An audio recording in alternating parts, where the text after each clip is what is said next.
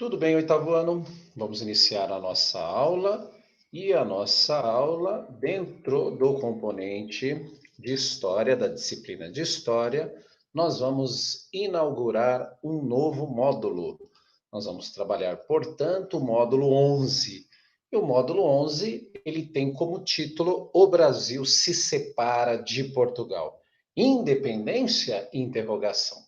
Bem, a independência interrogação, ela tem uma provocação filosófica, porque o Brasil ele se torna independente, mas o rei em exercício ele é português, né? E há uma tentativa, isso nós vamos ver durante a aula, só estou aqui adiantando aqui o que nós vamos ver um pouco, é que há uma tentativa de dualidade real, haja vista que Dom João VI volta para Portugal, porque lá estava ocorrendo uma revolução entre as cortes portuguesas, exigindo a volta do rei para Portugal, exatamente porque, se ele não o fizesse, ele perderia o trono português. Então, ele retorna para Portugal, deixa o seu filho aqui e tenta articular uma política dualista em relação aos reinos, né? Até porque as cortes portuguesas vão exigir e vão pressionar Dom João VI a manter o Brasil como colônia a Portugal. Já os habitantes aqui do Brasil pressionam Dom Pedro I, aqui estabelecido e reconhecido como rei do Brasil, ele então é pressionado para que se liberte de Portugal, exatamente para que o pacto colonial seja desfeito e para que os comerciantes, fazendeiros e afins, enfim, toda a atividade produtiva brasileira, ela tenha maior autonomia, principalmente para negociar com outras nações. Então, o contexto é esse, o contexto é dado em todos esses problemas que o regente ele vai ter em relação a próprio Portugal, ele vai ter algumas decisões a tomar em relação aos próprios habitantes do Brasil.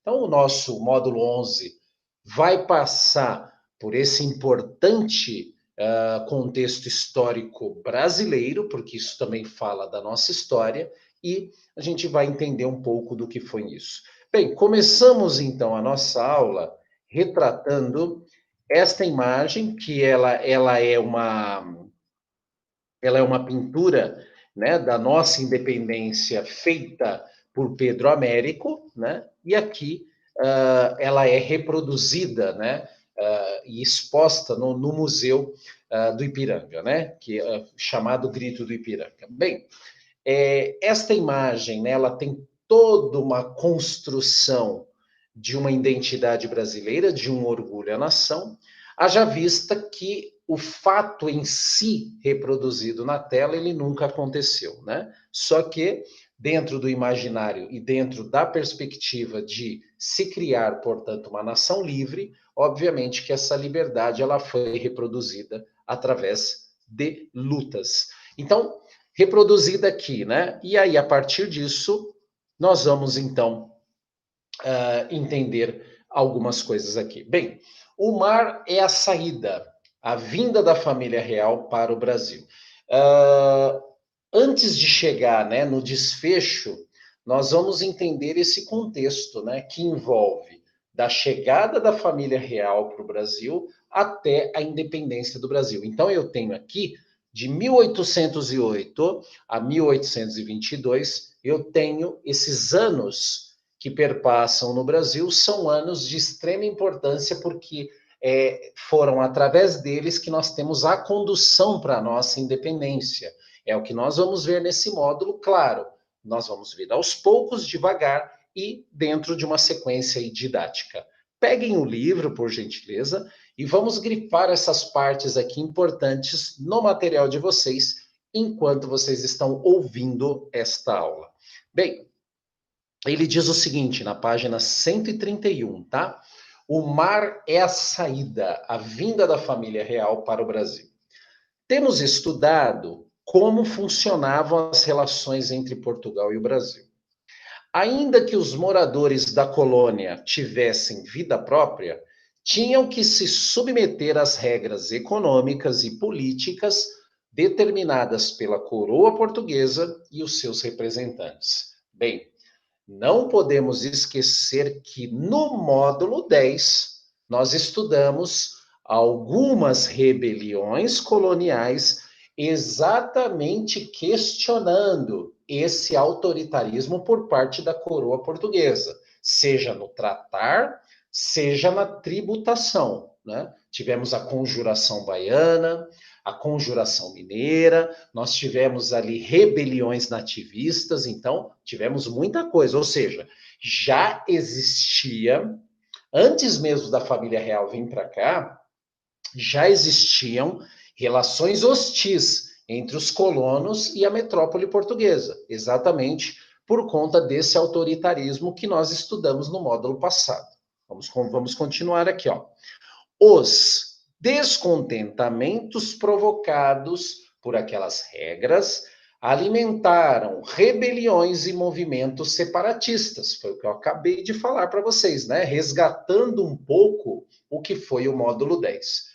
Vamos dar continuidade aqui. Ele fala: enquanto isso, a Europa, no início do século XIX, vivia os impactos da ação internacional de Napoleão Bonaparte. Os planos de enfraquecer a Inglaterra levaram à determinação do bloqueio continental em 1806.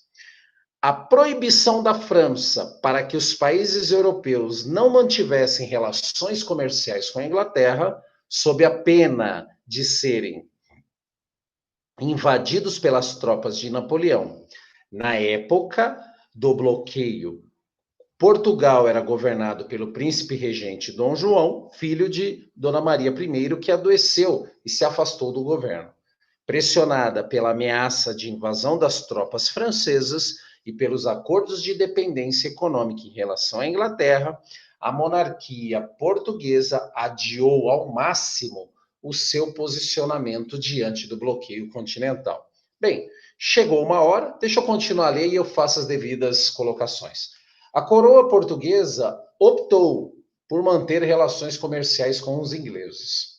Como a invasão francesa seria inevitável, para não ser deposto, Dom João então decide deixar Portugal e transferir toda a sua corte e a sede do governo português para sua principal colônia, que somos nós, o Brasil. Os ingleses escoltariam as embarcações portuguesas até o Brasil para protegê-las.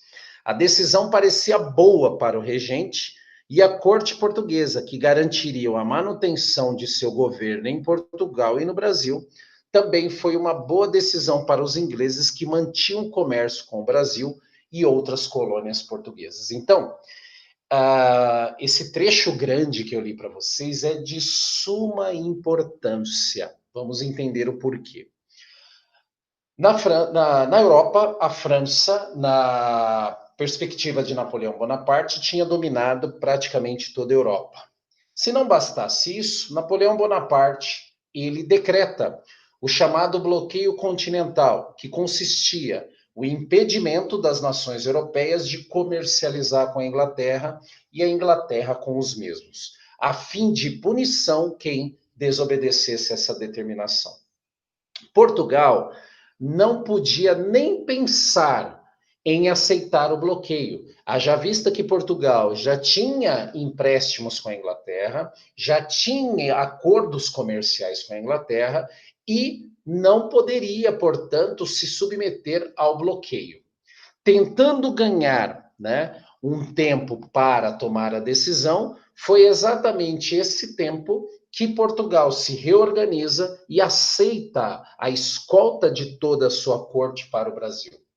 Na história de todas as monarquias do mundo, nunca se viu, nunca se teve notícia de uma corte inteira ter que sair do seu reino para se fixar provisoriamente em outro local, como aconteceu entre Portugal e Brasil.